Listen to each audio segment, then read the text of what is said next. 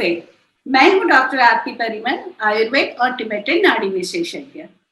और आपको पता ही है कि हमारे साथ जो जुड़ रहे हैं, हमें जो आयुर्वेद का जो एक-एक श्लोक का मतलब अच्छे से समझा रहे हैं, ऐसे परम श्रद्धेय स्वामी मुदित वदनानंद जी सरस्वती, जो कि स्वामी दयानंद सरस्वती जी के शिष्य है और जो शंकराचार्य जी ने शुरू किया है हिंदू सनातन धर्म या सनातन हिंदू धर्म। स्वामी जी आप करेक्ट करना उसको कि उसी परंपरा को आप आगे बढ़ा रहे हैं जी। आप वेदांत वगैरह का ज्ञान तो हमें देते ही है, पर ये विशेष रूप से आयुर्वेद का भी जो प्रथम स्थान है, सूत्र स्थान, जिसमें जनरल पीपल भी वो उपयोग करके स्वस्थ रह सकते हैं, उसके श्लोक के बारे में भी स्वामी जी अपने विचार प्रकट कर रहे हैं जी। स्वामी जी बहुत बहुत शुक्रिया इसके लिए पहले तो, और आपका स्वागत है चरक संहिता की एक विशेष परंपरा में। ओम स्वामी थोड़ा सा आप दयानंद सरस्वती जी और सनातन धर्म का भी हमें थोड़ा, मुझे लग रहा है कि हमें भी जानने की जरूरत है। हम सब जो जनरल जो पीपल है, सामान्य व्यक्ति है, वो सनातन धर्म के बारे में बहुत ही कम जानते हैं, तो उसमें भी थोड़ा प्रकाश आप डालेंगे आज। हमारा सनातन धर्म यानी सनातनश्च असौ ईश्वरश्च, सनातन जो कि परमात्मा है, ईश्वर, वह ईश्वर का धर्म यानी ईश्वर के बारे में प्रतिपादन करता हुआ यह धर्म। और ये सनातन धर्म हमारे ऋषि काल से वेदों के माध्यम से चला आ रहा है।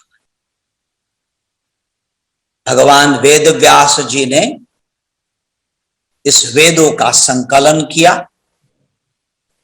और काल क्रम में उसी श्रृंखला में भगवान आद्य शंकराचार्य जी महाराज आए, जिन्होंने इस वेदों का जो ज्ञान कांड है उसमें से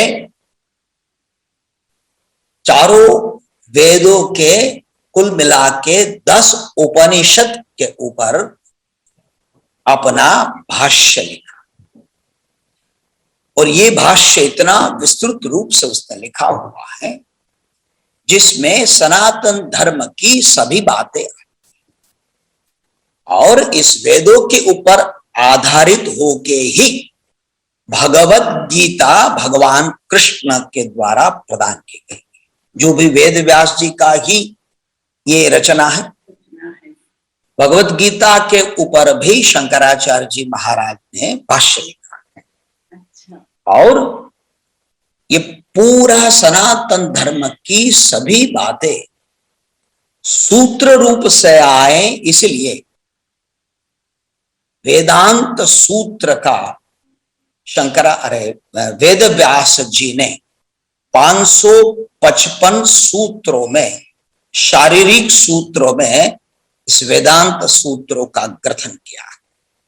उनके ऊपर भी शंकराचार्य जी ने भाष्य दिया। मैं बड़ा भाग्यवान भी इस प्रकार से हूं कि ये सब का अध्ययन करने का मुझे मौका मेरे परम गुरुदेव परम पूज्य स्वामी दयानंद सरस्वती जी के श्री चरणों में बैठ के तमिलनाडु के कोयम्बतूर सिटी के बाहरी भाग में आर्ष विद्या गुरुकुलम करके एक आश्रम, जहां पे हम 4 साल तक रहे और विधिवत पूज्य स्वामी जी के चरणों में बैठ के ये सब का अध्ययन करना है। और वैसे तो इसमें भी आपको वही, मतलब आप जो वेद, 4 वेद का आपने और वेदांत उपनिषद का भी आपने ज्ञान लिया स्वामी जी से, पर अभी जो आप हमें थोड़ा थोड़ा समझा रहे हैं स्वामी जी, वो भी अथर्ववेद का उपवेद ही है, आयुर्वेद। वो भी वेद में से ही आया हुआ है। जी, अथर्ववेद का ही उपवेद है। जी देखो, आयुर्वेद अपर हमारा उपवेद है, गांधर्व शास्त्र भी हमारा उपवेद है, धनुर्वेद है, कई ऐसे उपवेद के रूप में हमारे ऋषियों ने हमें ये दर्शन करवाया। तो स्वामी जी, आयुर्वेद भी एक अपने जो वेद है अथर्ववेद, उनका उपवेद माना जाता है। जी।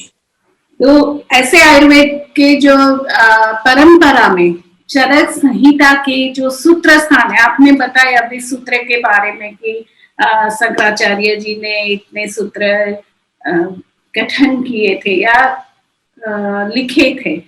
तो ऐसे ही आयुर्वेद में जो प्रथम स्थान है चरक संहिता का, वो भी सूत्र स्थान है। मतलब जैसे एक के बाद जैसे मोती पिरोते हैं, वैसे ही ये सूत्र एक के बाद आम जनता के समझ में आए ऐसे, और आम जनता आयुर्वेद को अपनाए, इसी तरह से ये सूत्र स्थान की उत्पत्ति हुई है स्वामी जी। तो हमने अब तक तो जाना था स्वामी जी की जो कैसे आयुर्वेद भारद्वाज मुनि इंद्र के पास से आए और कैसे बाकी ऋषियों ने भी उनको अपनाया। फिर आत्रेय, जो पुनर्वसु आत्रेय के शिष्य थे अग्निवेश, वो उन्होंने प्रथम तंत्र की रचना की, मतलब प्रथम बुक लिखा। ऐसे अभी तक का पूरा विवरण आया स्वामी जी। अभी हम एक्चुअल आयुर्वेद में एंटर कर रहे हैं अभी। तो उसमें स्वामी जी 40 नंबर का जो श्लोक है सूत्र स्थान के प्रथम अध्याय का 40 नंबर का एक श्लोक है स्वामी जी। तो इसमें बताया गया है, हिताहितं सुखं दुःखं आयुस्तस्य हिताहितं मानं च तच्च यन्त्रोक्तं आयुर्वेदः सः उच्यते। आयुर्वेद की व्याख्या इस श्लोक में की हुई है स्वामी जी कि जैसे हित और अहित, सुख और दुख, ये जो 4 प्रकार की आयुष है, वो ही आयुष के लिए हित अहित, पथ्य अपथ्य, प्रमाण अप्रमाण, ये सब का जो उसके बारे में जो योग्य विषय कहा गया है, उसी को आयुर्वेद बोल सकते हैं या आयुर्वेद कहा जाता है। तो स्वामी जी, आप भी थोड़ा जो आयुष के 4 प्रकार वो सब बताया है, तो कृपा करके हमें उसके थोड़ा विवरण बता दीजिए। जी डॉक्टर जी, ये आयुर्वेद की व्याख्या इन ब्रॉडर सेंस, विस्तृत सेंस में देखते हैं तो आयुर्वेद की बड़ी अच्छी व्याख्या है। हितम अहितम सुखम दुखम आयु, आयुष 4 प्रकार, जिसमें मेरे जीवन में मेरा क्या हित है, हित यानी क्या कल्याणप्रद है, क्या मेरे लिए अच्छा है। अहितम, क्या मेरे लिए हितकारी नहीं है। और सुखम दुखम, मेरे लिए क्या सुखकारी है और क्या दुखकारी। अच्छा, कभी हित हो लेकिन मेरा हित सुखदायक न भी हो, कभी मेरा अहित जैसा लगता हो लेकिन वो सुखकारी।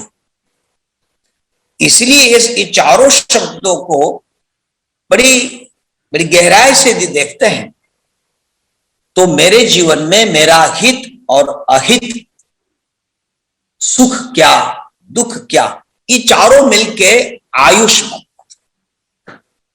अच्छा, ये आयुष का हमें पता कैसे चले? कि मेरे लिए क्या पथ्य है, मेरे लिए क्या अपथ्य है। पथ्य यानी जो पालन करने योग्य है, अपथ्य यानी जो नहीं पालन करने योग्य है।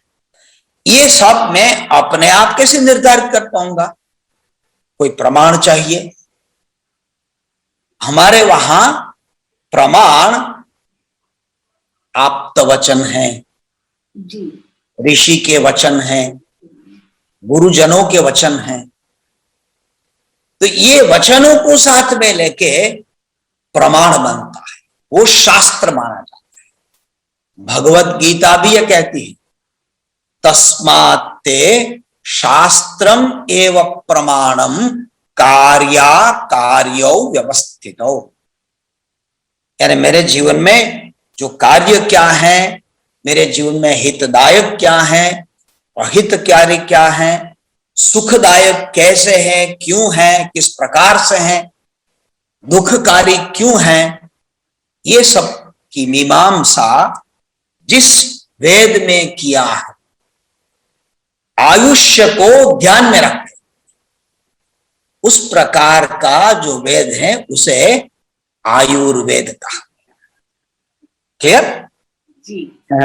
इसलिए मानम च तच्च यत्र उक्तम। मानम मीन्स प्रमाणम, जिस प्रमाण की भी जहां पे चर्चा की गई है, सह आयुर्वेद इति उच्यते, उन्हें आयुर्वेद कहा जाता है। जैसे अभी बहुत शॉर्ट में सब बोल रहे हैं कि आयुर्वेद मतलब अपना जो लाइफ है, लाइफ साइंस या लाइफ के बारे में नॉलेज, वो सब अभी ऐसे बोल रहे सब, पर एक्चुअल आयुर्वेद का जो विस्तार से और बहुत ही अच्छी तरह से जो व्याख्या दी हुई है, तो ये आज मुझे लग रहा है सबको पता चला होगा कि आयुर्वेद की एक्चुअल व्याख्या क्या है।